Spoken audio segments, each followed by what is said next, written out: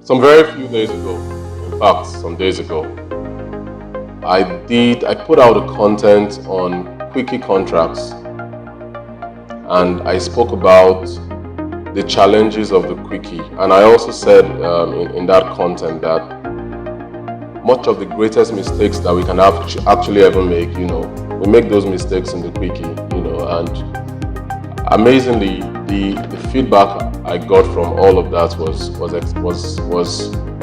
really mind-blowing. A lot of people had to testify of how they hurriedly got into several agreements, several contracts without necessarily understanding the terms and conditions. Some person even told me that he didn't actually know when he sold out.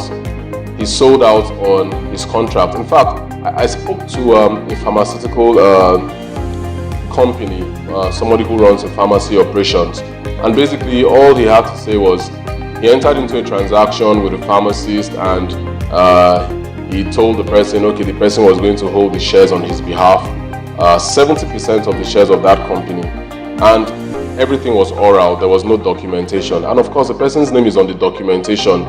2 years down the line, after he has made the entire payment, paid the person in full, not owing a dime.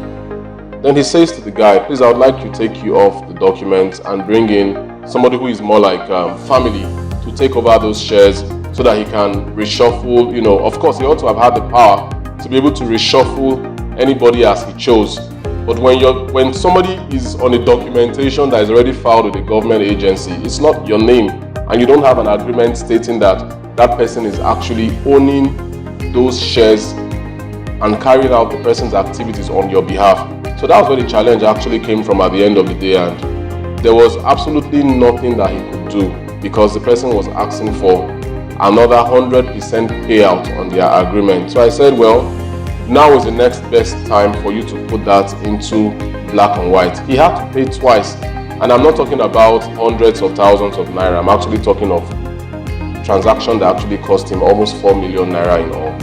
So when you tell people, when you speak to clients, when you talk to individuals, when you talk to corporate bodies, when you talk to anybody at all, on the need for them to ensure that their dealings are documented, their transactions are documented, their contracts are documented. An oral contract, for the sake of it, is oral.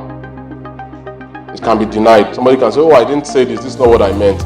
But when you put things down, when you write things down, when you ensure that you have a frame of your frame of mind has been documented, in such a way that anybody who looks through that document can easily understand that these are the terms of the transactions, this is the agreement between the parties. It's a whole lot easier to go to court or to go to an arbitrator or to go to a mediator, to use any of the alternative dispute resolution mechanisms to be able to address the issues at hand. So do not be on the sidelines when you need to be on the playing pitch. That's what I'm going to tell you this morning. Don't be on the sidelines. Document. Sometimes it's even better to over-document, especially with people that you don't know. But of course, even with people that you know, I still have a lot of people call me and say, okay, we want to do this. Okay, my brother is going to be doing XYZ. My sister will be doing XYZ. Then one of my distant cousin is going to be playing XYZ role. And they don't document. They'll be doing all of these things on my behalf, and you don't have it. People are doing things for you, and you have absolutely nothing written down. The truth is actually you have nothing. It's as simple as that. So when next your excitement raises you to a level of a bubble and you're about to burst, you have to understand that even when you are bursting, you're bursting in wisdom. Have the wisdom that you need to actually put things down. You need to get things written out. Terms have to be clear.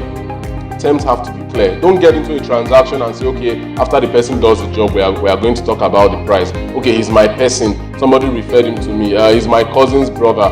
Those kind of things. Your banker should be your banker. Your business partner should be your business partner. It's just like an individual. People know you as, oh, he has a lot of money. He can give me a loan.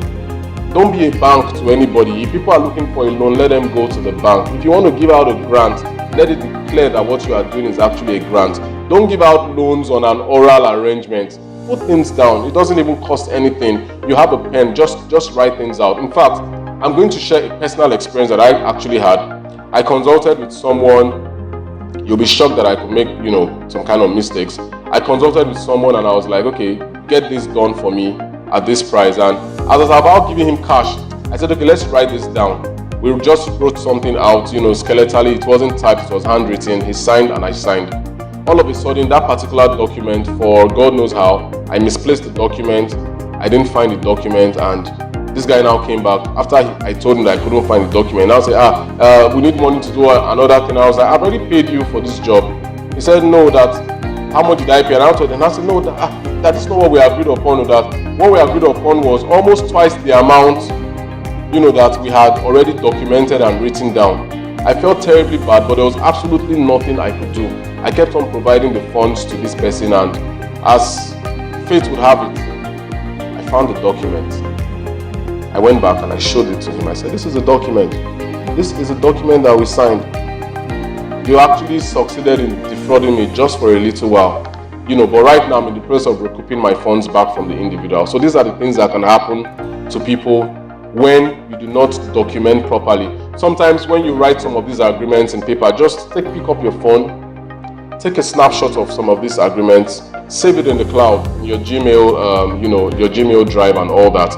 Just have a backup somewhere for every document that you sign.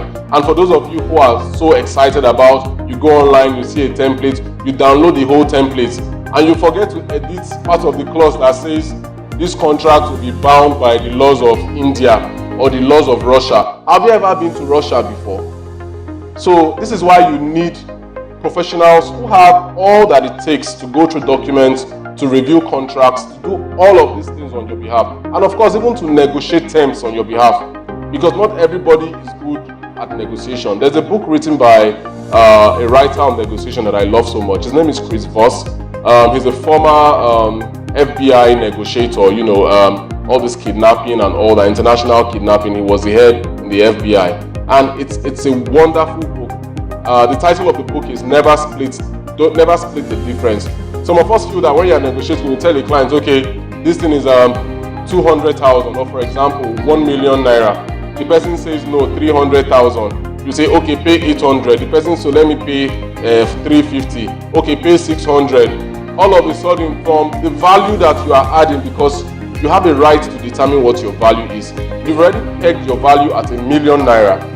And at the end of the day, you are talking about meeting the person in the middle. We do that a lot in Nigeria, We feel that the middle ground is always the perfect ground of every transaction, but that's not entirely correct. It's because a lot of individuals lack the know-how, they lack what it takes to actually negotiate. Negotiating is an art. It's an art. Some people study it.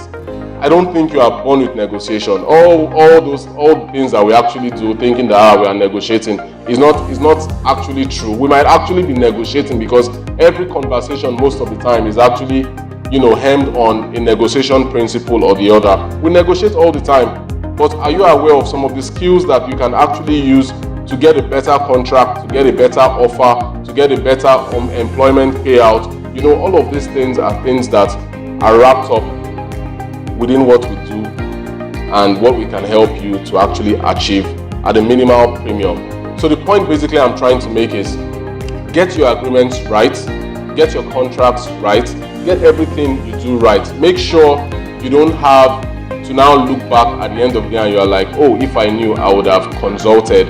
If I knew, I should have been able. That's like a buyer's regret. That's what it's called. It's a buyer's regret. You're regretting that you may have lost out on something so important, and that is the edge. Imagine your ability to have made an extra 1 million naira and all you would have given a professional to work with you, maybe like 100 or 200 or 250,000. And of course, like your tithe, you have to focus on your 90%. Don't focus on the 10 you are giving to God. Don't focus on the 200,000 you are giving to your lawyer. Focus on the 3 million that you are gaining, because that's what this is actually about. It's about value addition. It's about improving your practice. It's about improving your business. It's about improving the work of your hands.